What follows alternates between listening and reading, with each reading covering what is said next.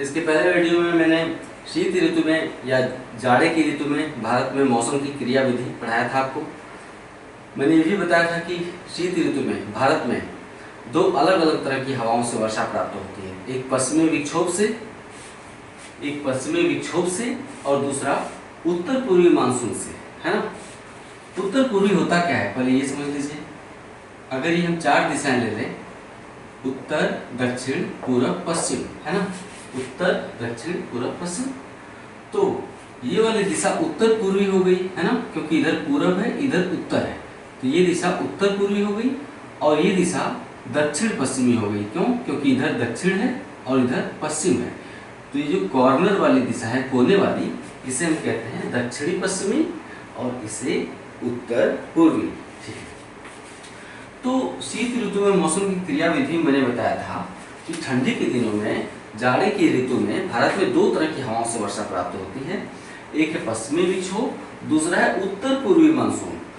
हवाएं जिस तरफ से चलती हैं उसी दिशा के नाम पर उसका नाम रख देते हैं। ये एरो देख रहे हैं, तीर बना हुआ है, ये एरो दिखा रहा है कि हवाएं उत्तर पूर्व से बह रही हैं और दक्षिण पश्चिम की तरफ जा रही हैं। तो जिधर से हवाएं आती हैं उस दिशा की तरफ से नाम रख देते हैं। तो इन हवाओं का नाम क्या होगा? उत्तर पूर्वी मानसून, क्योंकि उत्तर पूर्व की तरफ से बहकर ये आ रही हैं। जाड़े के दिनों में दो तरह की हवाओं से वर्षा प्राप्त होती है, पश्चिमी विक्षोभ से और उत्तर पूर्वी मानसून से। पश्चिमी विक्षोभ इसके पहले वाले वीडियो में आपने अच्छे से पढ़ा।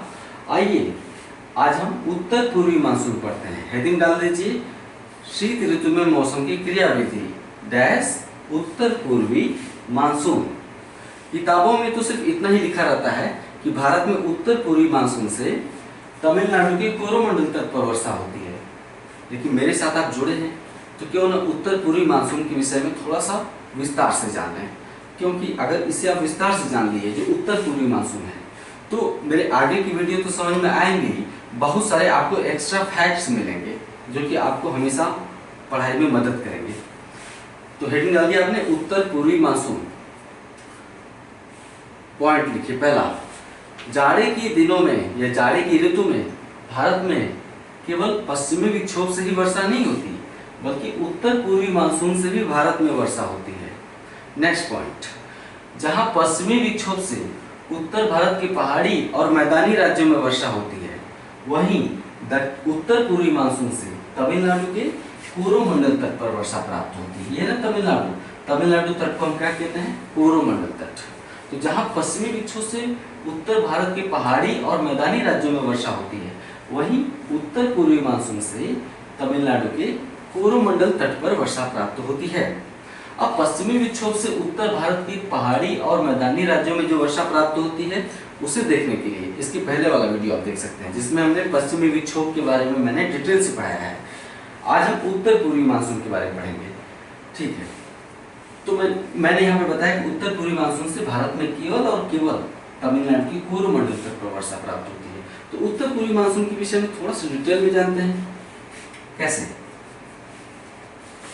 विषुवत रेखा 0 डिग्री अक्षांश, इसके उत्तर में 35 डिग्री उत्तरी अक्षांश और दक्षिण में 35 डिग्री दक्षिणी अक्षांश, है ना, 35 डिग्री उत्तरी 35 डिग्री दक्षिणी। मैं बात बताऊंगा कि ये क्या है। विषुवत रेखा पर साल भर सूर्य की लंबवत किरणें पड़ती हैं। सूर्य की लंबवत किरणें साल भर विषुवत रेखा पर पड़ती है। इसके चलते विषुवत रेखा पर जो धरती है धधकने लगती है गर्म होकर। जब धरती धधकने लगती है विषुवत रेखा पर, तो विषुवत रेखा पर हवाएं गर्म होकर ऊपर उठती हैं। ये साल भर ये चक्र चलता है। मैंने यहाँ ग्लोब पर दिखाया है इस चीज को, यहाँ मैंने धरातल को दिखाया है। ये देखिए धरातल है, धरातल पर 0 डिग्री अक्षांश, ये 35 डिग्री उत्तरी और 35 डिग्री दक्षिणी।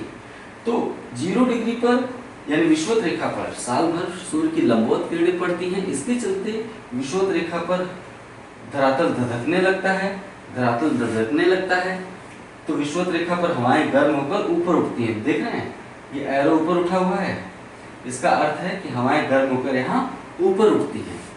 तो विषुवत रेखा पर चूंकि साल भर हवाएं गर्म होकर ऊपर उठती हैं, इसलिए विषुवत रेखा पर साल भर वायुमंडल में निम्न दाब का क्षेत्र पाया जाता है। मैं जो भी बोल रहा हूँ उसे सुनिए ही नहीं बल्कि लिखते भी रहिए, क्योंकि मैं दोहराऊंगा नहीं, वीडियो ज्यादा लंबा खींचना नहीं चाहता हूँ। लिखते रहिए। तो विषुवत रेखा पर सूर्य की लंबवत किरणें साल भर पड़ती हैं, इसके चलते विषुवत रेखा पर वायुमंडल गर्म होकर वायु ऊपर उठती है, वायुमंडल में वायु ऊपर उठ जाती है। इसके चलते विषुवत रेखा पर साल भर निम्न दाब का क्षेत्र पाया जाता है। क्यों?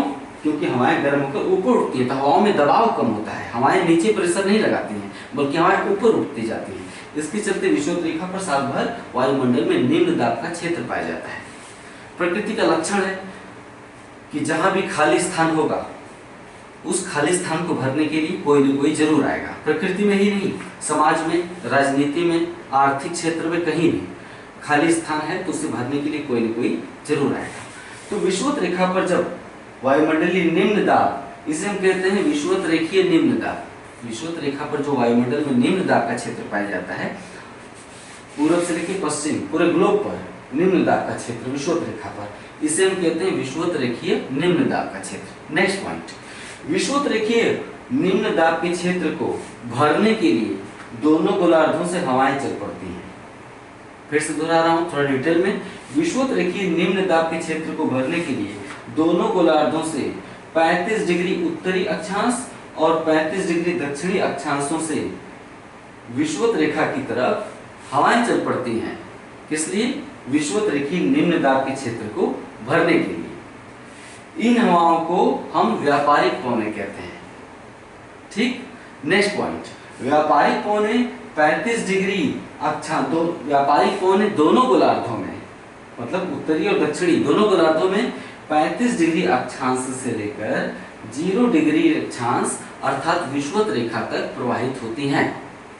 नेक्स्ट पॉइंट, जब व्यापारिक पौने 35 डिग्री अक्षांश से विषुवत रेखा की तरफ प्रवाहित होती हैं तो ये पौने सीधे विषुवत रेखा की तरफ न जाकर पश्चिम की दिशा में प्रवाहित होती है। ये देख रहे हैं, थोड़ा पश्चिम की तरफ मैंने इनको झुका दिया है, उत्तरी गोलार्ध में भी और दक्षिणी गोलार्ध में। तो दोनों गोलार्धों में व्यापारिक पौने सीधे विषुवत रेखा पर न जाकर पश्चिम की ओर रुख कर लेती हैं, पश्चिम की ओर रुख कर लेती हैं। ऐसा इसलिए, नेक्स्ट पॉइंट, ऐसा इसलिए क्योंकि फ्लोन एक वायुमंडल का अध्ययन करने वाले वैज्ञानिक हैं। ठीक है, क्योंकि फ्लोन के नियम के अनुसार हवाएं उत्तरी गोलार्ध में अपनी दाईं ओर मुड़ जाती हैं और दक्षिणी गोलार्ध में अपनी बाईं ओर मुड़ जाती हैं। फ्लोन के नियम के अनुसार उत्तरी गोलार्ध में हवाएं अपनी दाईं तरफ, लिखिए, उत्तरी गोलार्ध में हवाएं अपनी दाईं तरफ और दक्षिणी गोलार्ध में अपनी बाईं तरफ मुड़ जाती हैं। ये देखिए, उत्तरी गोलार्ध में जो हवा आ रही है वो अपनी दाईं तरफ मुड़ गई, यानी ये मेरा दायां हाथ है ना, तो ये दाईं तरफ मुड़ गया इधर, और दक्षिणी गोलार्ध में हवा अपनी बाईं तरफ मुड़ गई। ये देख रहे हैं, बाईं तरफ। तो दक्षिणी गोलार्ध में बाईं तरफ मुड़ गई, उत्तरी गोलार्ध में हवा दाईं तरफ मुड़ गई। इसका परिणाम ये होता है कि दोनों गोलार्ध में व्यापारिक पौने पश्चिम दिशा में रुख कर लेती हैं। दोनों गोलार्धों में व्यापारिक पौने पश्चिम दिशा में रुख कर लेती हैं। नेक्स्ट पॉइंट, इसके परिणाम स्वरूप उत्तरी गोलार्ध में व्यापारिक कोणों की दिशा उत्तर पूर्व से दक्षिण पश्चिम हो जाती है। उत्तरी गोलार्ध में व्यापारिक कोणों की दिशा उत्तर पूर्व से दक्षिण पश्चिम हो जाती है और दक्षिणी गोलार्ध में व्यापारिक कोणों की दिशा दक्षिण पूर्व से उत्तर पश्चिम की तरफ हो जाती है। यानी ये जी ऐसी अगर हम दिशा बनाएंगे तो इसको क्या कहेंगे? दक्षिण पूर्व से उत्तर पश्चिम, दक्षिण पूर्व से उत्तर पश्चिम। वही मैंने कहा, दक्षिणी गोलार्ध में व्यापारिक कोणों की दिशा दक्षिण पूर्व से उत्तर पश्चिम की तरफ हो जाती है। ठीक है, इन व्यापारिक कोणों को हम नाम क्या देते हैं? हमने बताया थोड़ी देर पहले कि व्यापारिक कोणें जिस दिशा में जाती हैं उस दिशा के नाम पर उनका नाम नहीं रखते हैं, बल्कि जिस दिशा से आती हैं उसके नाम पर हम हवाओं का नाम रखते हैं। तो इसलिए उत्तरी गोलार्ध में एक कोणों को उत्तर पूर्वी व्यापारिक कोण और दक्षिणी गोलार्ध में इन्हें हम दक्षिण पूर्वी व्यापारिक कोण कहते हैं। उत्तरी गोलार्ध में इसे हम उत्तर पूर्वी व्यापारिक कोण और दक्षिणी गोलार्ध में दक्षिण पूर्वी व्यापारिक कोण कहते हैं। समझ में आ गया? ठीक है, अब एक वर्ड मैं आपको यहाँ पे बता रहा हूं, ITCZ। नेक्स्ट पॉइंट लिखिए, ITCZ अर्थात inter tropical conversion zone. English में कहते हैं inter tropical conversion zone, Hindi में कहते हैं अंतः उष्णकटिबंधीय अभिसरण क्षेत्र, अंतः उष्णकटिबंधीय अभिसरण क्षेत्र। ठीक है, तो विषुवत रेखा पर जहां दोनों गोलार्धों से हवाएं आकर विषुवत रेखीय निम्न दाब क्षेत्र में, चूंकि दोनों गोलार्धों से हवाएं आकर ऊपर उठती हैं, इसलिए इस क्षेत्र को हम क्या कहते हैं, ITCZ कहते हैं। ITCZ का फुल फॉर्म आपने लिख लिया है, इंटर ट्रॉपिकल कन्वर्जन जोन अर्थात अंतः उष्णकटिबंधीय अभिसरण क्षेत्र। चूंकि विषुवत रेखा पर साल भर हवाएं दोनों गोलार्धों से आती हैं और टकराकर ऊपर उठ जाती हैं, इसके चलते हम विषुवत रेखीय अधिकतम तापमान की पेटी, विषुवत रेखा पर अधिकतम तापमान की पेटी है ना, क्योंकि साल भर सूर्य की लंबवत किरणें पड़ती हैं। तो चूंकि विषुवत रेखा पर साल भर हवाएं दोनों गोलार्धों से आती हैं और टकराकर ऊपर उठ जाती हैं, इसलिए हम विषुवत रेखीय अधिकतम तापमान की पेटी को क्या कहते हैं, अंतः उष्णकटिबंधीय अभिसरण क्षेत्र कहते हैं। नेक्स्ट पॉइंट, चूंकि सूर्य साल भर में कर्क और मकर रेखाओं के बीच विचलन करता है। हमने एक वीडियो में पहले विश्व भूगोल का जो दूसरा या तीसरा वीडियो जिसमें हमने मौसम परिवर्तन पढ़ाया है, विश्व भूगोल का पहला दूसरा या तीसरा वीडियो मौसम परिवर्तन पढ़ाया है, उसमें मैंने बताया था कि सूर्य चूंकि पृथ्वी 23.5 डिग्री झुकी हुई है और 23.5 डिग्री झुकी हुई के साथ साथ सूर्य का परिक्रमण कर रही है पृथ्वी, इसका परिणाम ये होता है कि सूर्य की लंबवत किरणें कभी कर्क रेखा पर लंबवत पड़ती हैं, कभी मकर रेखा पर, यानी सूर्य की लंबवत किरणें कर्क रेखा से लेकर मकर रेखा के बीच विचलन करती हैं साल भर में, है ना। 21 जून को सूर्य की लंबवत किरणें कर्क रेखा पर होती हैं और 22 दिसंबर को सूर्य की लंबवत किरणें मकर रेखा पर होती हैं, है ना। तो नेक्स्ट पॉइंट आप लिखेंगे, चूंकि सूर्य की लंबवत किरणें कर्क और मकर रेखा के बीच विचलन करती हैं, अर्थात सूर्य उत्तरायण होता है और दक्षिणायन होता है। उत्तरी गोलार्ध में जाता है तो उसे कहते हैं उत्तरायण, दक्षिणी गोलार्ध में जाता है तो उसे कहते हैं दक्षिणायन। चूंकि सूर्य उत्तरायण और दक्षिणायन होता है, इसके चलते ITCZ अर्थात अंतः उष्णकटिबंधीय अभिसरण क्षेत्र भी विषुवत रेखा पर स्थिर नहीं होता है, बल्कि सूर्य के उत्तरायण होने और दक्षिणायन होने के साथ साथ ITCZ भी उत्तर और दक्षिण की तरफ दोलायमान रहता है, अर्थात विचलन करता है। ITCZ क्या है, हवाओं की टकराकर ऊपर उठने का क्षेत्र। तो हवाएं साल भर के विषुवत रेखा पर ही टकराकर ऊपर नहीं उठती हैं, जब सूर्य उत्तरायण होता है तो हवाएं यहाँ पर टकराकर ऊपर उठती हैं, और जब सूर्य दक्षिणायन होता है तो हवाएं यहाँ पर टकराकर ऊपर उठने लगती हैं, ऐसे आती है और टकराकर। भाई जहाँ पर साल का सूर्य का लंबवत किरणें ज्यादा पड़ेगी वहीं तो खालीपन होगा ना, गर्म होकर हवा ऊपर उठेगी, सूर्य की लंबवत किरणें कहीं भी पड़ेंगी तो हवा वहाँ गर्म होकर ऊपर उठेगी, एक निम्न दाब का क्षेत्र विकसित होगा, उस निम्न दाब के क्षेत्र को भरने के लिए दोनों दिशाओं से हवाएं आएंगी, उस क्षेत्र को हम कहते हैं ITCZ अंतः उष्णकटिबंधीय अभिसरण क्षेत्र। तो ITCZ सूर्य के उत्तरायण और दक्षिणायन होने के साथ ही ITCZ भी उत्तरायण और दक्षिणायन होता रहता है। इतनी बात आप समझ गए। नेक्स्ट पॉइंट, ठंडी के दिनों में जब सूर्य दक्षिणायन होता है तो ITCZ भी दक्षिण की तरफ चला जाता है, यानी दक्षिणी गोलार्ध में चला जाता है।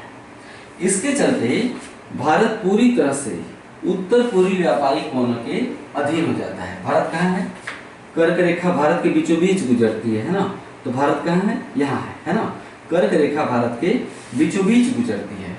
तो ठंडी के दिनों में जब सूर्य दक्षिणायन होता है तो ITCZ भी दक्षिण की तरफ चला जाता है। इसका परिणाम ये होता है कि भारत पूरी तरह से उत्तर पूर्वी व्यापारिक कोणों के, ये देखिए व्यापारिक कोण है ना, बह रही हैं उत्तर पूर्व से दक्षिण पश्चिम की तरफ। तो सूर्य जब दक्षिणायन होता है तो ITCZ भी सर्दी के दिनों में दक्षिण की तरफ चला जाता है, दक्षिणी गोलार्ध में चला जाता है। इसके परिणाम स्वरूप भारत पूरी तरह से उत्तर पूर्वी व्यापारिक कोणों के अधीन आ जाता है। ये जो एरो मैंने बनाया है यही है उत्तर पूर्वी व्यापारिक कोण, ठीक है। नेक्स्ट पॉइंट, चूंकि उत्तर पूर्वी व्यापारिक कोणें स्थल खंडों से बहकर आती हैं, देखिए इधर से बहकर आ रही हैं, चूंकि उत्तर पूर्वी व्यापारिक कोणें स्थल खंड से या महाद्वीप से बहकर आ रही हैं, इसलिए इन कोणों में नमी की मात्रा 0 होती है, नगण्य होती है, इनमें नमी की मात्रा नहीं होती है। उन्हीं हवाओं में नमी की मात्रा होगी जो समुद्र से बहकर आएंगी, क्योंकि हवाएं जो समुद्र के ऊपर से होकर बहती हैं तो समुद्र की नमी को सोख लेती हैं, चुरा लेती हैं। समुद्र में हमेशा भाप बनता रहता है ना, वो भाप कहाँ चला जाता है? हवाओं में। लेकिन जब हवाएं स्थल खंड के ऊपर से बहेंगी तो हवाओं में नमी नहीं रह जाती है, क्योंकि स्थल खंड में वाष्पीकरण नहीं हो पाता है, जल ही नहीं तो वाष्पीकरण कैसे होगा? तो नेक्स्ट पॉइंट लिखेंगे, क्योंकि उत्तर पूर्वी व्यापारिक पवनें ठंडी के दिनों में, ऐसे लिखिए, ठंडी के दिनों में भारत के ऊपर बहने वाली उत्तर पूर्वी व्यापारिक पवनें चूंकि स्थल खंड से होकर प्रवाहित होती हैं, इसलिए उनमें नमी की मात्रा नहीं होती। यही कारण है कि ठंडी के दिनों में भारत के अधिकांश क्षेत्रफल पर उत्तर पूर्वी व्यापारिक पवनों से वर्षा नहीं हो पाती है। नेक्स्ट पॉइंट, लेकिन उत्तर पूर्वी व्यापारिक पवनों का वह भाग जो बंगाल की खाड़ी के ऊपर से प्रवाहित होता है, लेकिन उत्तर पूर्वी व्यापारिक पवन का वह भाग जो बंगाल की खाड़ी से होकर प्रवाहित होता है, इस क्रम में ये हवाएं बंगाल की खाड़ी से पर्याप्त मात्रा में नमी चुरा लेती हैं या नमी सोख लेती हैं। नेक्स्ट पॉइंट, बंगाल की खाड़ी के ऊपर प्रवाहित होने वाली उत्तर पूर्वी व्यापारिक पवन चूंकि पर्याप्त मात्रा में नमी ग्रहण कर लेती है, इसलिए जब ये पवन तमिलनाडु में पहुंचती है ना, ये देखिए सीधे कहां पहुंच रही है? तमिलनाडु में। ये पवन तमिलनाडु में पहुंचती है तो पूर्वी घाट से टकराकर वर्षा कर देती है, अर्थात पूर्वी घाट से टकराकर अपनी नमी को छोड़ देती है। यही कारण है कि ठंडी के दिनों में उत्तर पूर्वी मानसून से तमिलनाडु के कोरोमंडल तट पर वर्षा प्राप्त होती है। समझ गए आप इतनी सी बात? मैं फिर से रिपीट कर रहा हूं, क्योंकि उत्तर पूर्वी व्यापारिक पवन स्थल खंड से होकर प्रवाहित होती है, इसलिए उसमें नमी की मात्रा नहीं होती है। नेक्स्ट पॉइंट, यही कारण है कि शीत ऋतु में उत्तर पूर्वी व्यापारिक पवन से भारत के अधिकांश क्षेत्रफल पर वर्षा नहीं होती है। नेक्स्ट पॉइंट, लेकिन उत्तर पूर्वी व्यापारिक पवन का वह भाग जो बंगाल की खाड़ी के ऊपर से होकर प्रवाहित होता है, पर्याप्त मात्रा में नमी चुरा लेता है बंगाल की खाड़ी से और आगे बढ़कर तमिलनाडु में पूर्वी घाट से टकराकर वर्षा करता है। यही कारण है कि शीत ऋतु में तमिलनाडु के कोरोमंडल तट पर वर्षा प्राप्त होती है। चूंकि उत्तर पूर्वी व्यापारिक पवनें तमिलनाडु के कोरोमंडल तट पर वर्षा करती हैं, इसलिए इन्हें हम उत्तर पूर्वी मानसून भी कहते हैं, यानी उत्तर पूर्वी व्यापारिक पवनों को ही हम उत्तर पूर्वी मानसून कहते हैं। इसलिए अतः सिद्ध हो गया कि शीत ऋतु में वर्षा के दो क्षेत्रफल हैं। शीत ऋतु में वर्षा के दो क्षेत्र हैं। पहला, उत्तर भारत के पहाड़ी और मैदानी राज्य डैश, यहाँ पर वर्षा पश्चिमी विक्षोभ से होती है।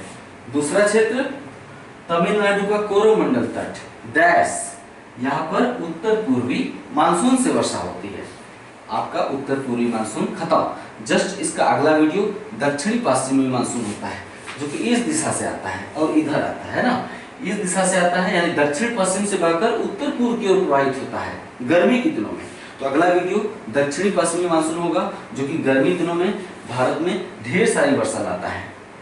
भारत की 90% वर्षा दक्षिणी पश्चिमी मानसून से होती है। क्यों? क्योंकि दक्षिणी पश्चिमी मानसून हिंद महासागर से होकर आता है और पूरे भारतीय उपमहाद्वीप में वर्षा करता है। तो अगले वीडियो के लिए तैयार हो जाइए।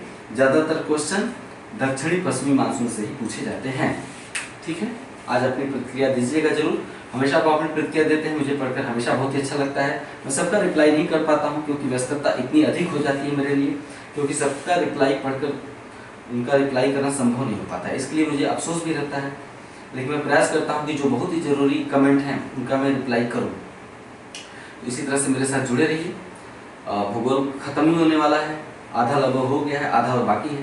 भूगोल के साथ साथ में दूसरे सब्जेक्ट भी जल्दी ही शुरू करने वाला हूँ, बस मुझे थोड़ा सा समय मिल जाए। मैं बाकी बारी बारी सभी सब्जेक्ट में समाप्त करूँगा आपके साथ। तो आप इसी तरह से मेरा उत्साहवर्धन करते रहिए। आप अक्सर कहते हैं कि मेरे अंदर इतनी ऊर्जा कहाँ से आती है, तो मेरी ऊर्जा का जो स्रोत है वो आप हैं। मुझे और कहीं से ऊर्जा नहीं मिलती है, मुझे सिर्फ और सिर्फ आपसे ऊर्जा मिलती है। मैं कोई ऐसा खाना नहीं खाता हूँ, कोई ऐसी गोली नहीं खाता हूँ। आप मेरा उत्साहवर्धन करते हैं, इसलिए मेरा उत्साह बढ़ जाता है, और कोई बात नहीं है। जुड़े रहिए। नमस्कार।